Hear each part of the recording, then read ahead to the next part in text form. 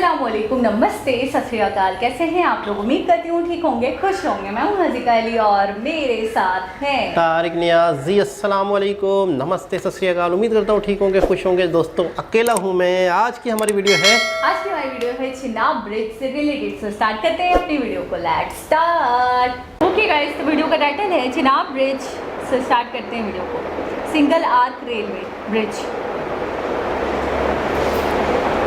का सबसे ऊंचा मेहराबदार रेलवे पुल बनकर तैयार है। यहाँ पर जम्मू कश्मीर के रियासी में चिनाब नदी के ऊपर यह पुल बनाया गया है। भारतीय रेलवे का हीरा कहा जा सकता है ये पुल। यहाँ पर आप देख सकते हैं कि बड़ी संख्या में रेलवे के अधिकारी यहाँ पर जुटे हुए हैं। साथ ही साथ आखिरी हिस्सा इसमें लगाया गया और आतिशबाजी के साथ घोषणा की गई कि यह पुल बनकर तैयार हो गया है। यहाँ पर भारत का तिरंगा झंडा लहरा रहा है, बड़े जबरदस्त तरीके से लहरा रहा है। आपको लग रहा होगा कि यह हवा से लहरा रहा है। जी नहीं, ये यहाँ पर जो काम करने वाले लोग हैं उनकी मेहनत और लगन से यहाँ पर लहरा रहा है। यहाँ आप देख सकते हैं कि किस तरीके से ये दुनिया का अजूबा पुल बनकर तैयार हो गया है। इस पुल की अगर ऊंचाई की बात करें तो 359 मीटर है नदी के तल से।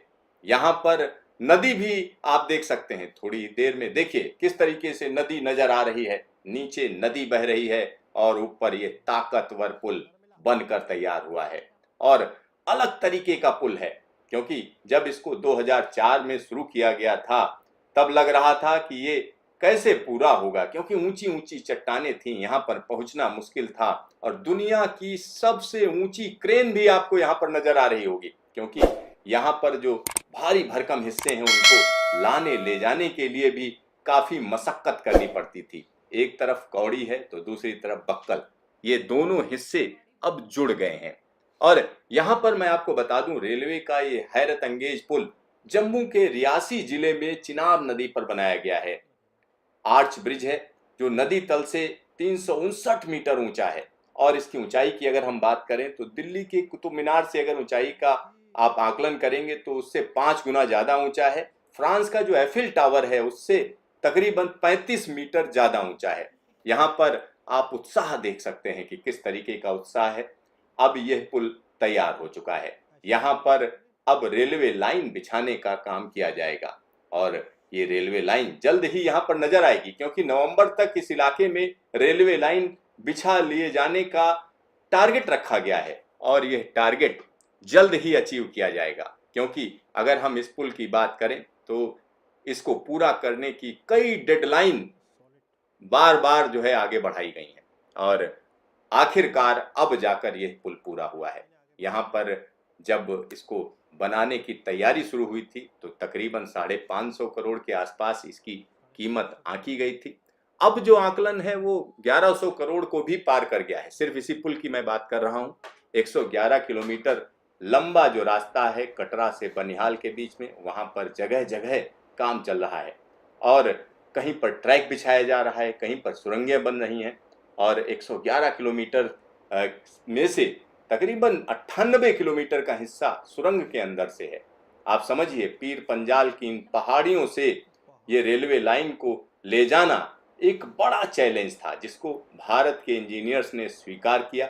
और आमने सामने की लड़ाई में हम कह सकते हैं कि भारत के इंजीनियर्स ने देश का झंडा ऊंचा रखा है। यहाँ पर आप बड़ी आसानी से समझ सकते हैं ये कितनी मेहनत का काम है। आसपास के पहाड़ों की बात करें तो मौसम के बड़े चैलेंज हैं यहाँ पर, क्योंकि तापमान में उतार चढ़ाव देखा जाता है। जहाँ पर ढेर सारे लोग खड़े हैं, यहाँ पर हवा की जो रफ्तार है वो 200 किलोमीटर प्रति घंटे से ज़्यादा हो जाती है। कई बार ऐसा होता है। तो इस पुल को 260 किलोमीटर प्रति घंटे की रफ्तार से अगर हवाएं चलें तब भी इस पुल को कोई नुकसान नहीं होगा। साथ ही साथ इसमें खास तरीके की तकनीक इस्तेमाल की गई है जिसमें जंग नहीं लगेगी, यानी पुल कमजोर नहीं पड़ेगा। साथ ही साथ अगर हम इसकी उम्र की बात करें तो 100 साल से ज़्यादा की उम्र है इसकी। और साथ ही साथ यहाँ पर अगर कोई ऐसी घटना भी होती, कोई इस पर सीधा सीधा बम फोड़ दे, तब भी इस पर कोई असर नहीं होगा। तब भी ट्रेन को धीमी गति से आर पार ले जाया जा सकता है। यानी पूरी तैयारी है इस पुल की और आने वाले दिनों में यहाँ पर तेज रफ्तार ट्रेनें आपको दौड़ती हुई नजर आएंगी। यानी श्रीनगर को देश से जोड़ने का काम यह पुल करेगा। जी जनाब, इंजीनियरिंग का बहुत बड़ा शाहकार अब जाके बहुत बड़े इंतज़ार के बाद, बहुत ही ज़्यादा न्यूज़ के बाद, बहुत ही ज़्यादा वीडियोस के बाद, बहुत सारी डेडलाइंस के बाद फाइनली ये कंप्लीट हुआ, जो कि मेरे ख्याल में लेट होने की वजह से कॉस्ट डबल हो गई, डबल से भी अबव हो गई थोड़ी सी, लेकिन तकरीबन उसे डबल। 100 करोड़ थोड़ा होता है, 500 करोड़ था, 500 करोड़ था, 1100 करोड़ में हुआ, डबल हो गई। तो डबल 1000 करोड़ तो डबल हो गया। 100 करोड़ भी तो मुझे दे दे कोई 100 करोड़ अगर कुछ नहीं है तो।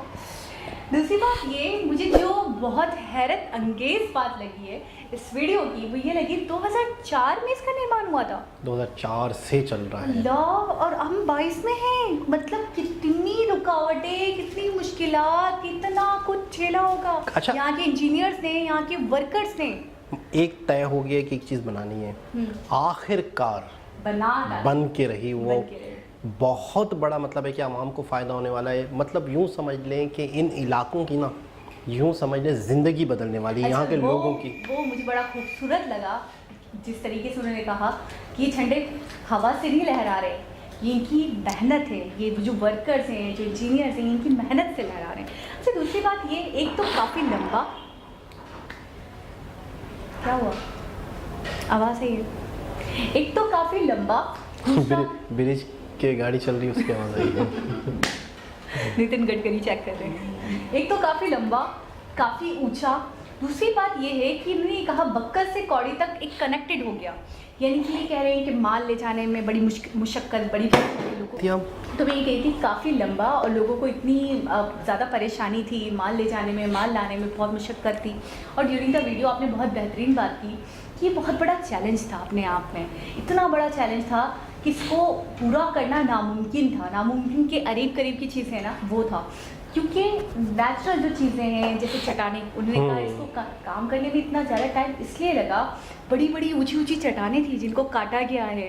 अच्छा, एक तो ऊंचाई इसकी, ऊपर से लंबाई, ऊपर से इतनी ऊंची चट्टानें, ऐसी जगह, आपने नीचे से थोड़ा सा देखा इसके खदोखाल को देखा है आपने, थोड़ा सा पानी है, मड है, एक बात है, लैंड स्लाइडिंग हो रही है, उसके अंदर काम करना एक अपने आप में चैलेंज है। ये ब्रिज क्यों बना है?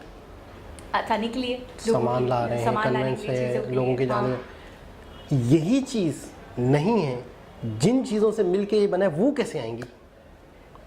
इतने बड़े बड़े जो पिलर्स यहाँ पे बने हैं, कहीं बन के यहाँ तक आए हैं, कैसे आए हैं, वो कैसे लाए गए? क्रेनों, अच्छा एक होती है कि कोई क्रेन होती है, वो किसी चीज़ को उठाती है, फिर वो फिट होती है, रोड होता है आपके पास, एक बैलेंस, क्या कहेंगे उसे, एक स्मूथ होता है, बैलेंस रोड होता है, उस पर क्रेन खड़ी होती है, आपकी चीज़ें उठाती है, आप किसी चीज़ को बनाते हो।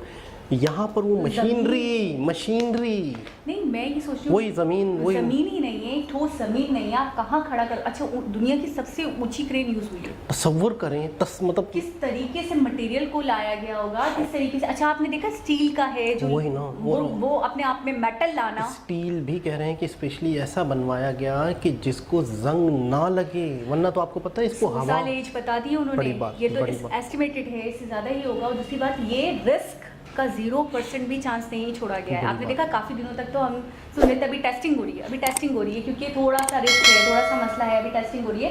ये जो डेडलाइन दी गई, फिर आगे बढ़ा दी गई, फिर दी गई, फिर आगे बढ़ा दी गई, कुछ काम इनकम्प्लीट रह गया था, क्योंकि आखिरी हिस्सा तो अभी हमने देखा वीडियो में लग रहा था। और दूसरा ये कि इसको टेस्टिंग इसकी बड़ी हर तरीके से किया गया, इसको चेक, कह रहे हैं ना कि बॉम्ब भी ब्लास्ट हो जाए तभी उससे फ़र्क नहीं पड़ेगा। एक जुमला मैंने पढ़ा है फेसबुक पे कल, दिल को लग गया, उस जुमले के साथ दिल की टोक लिया, सही समझ गई।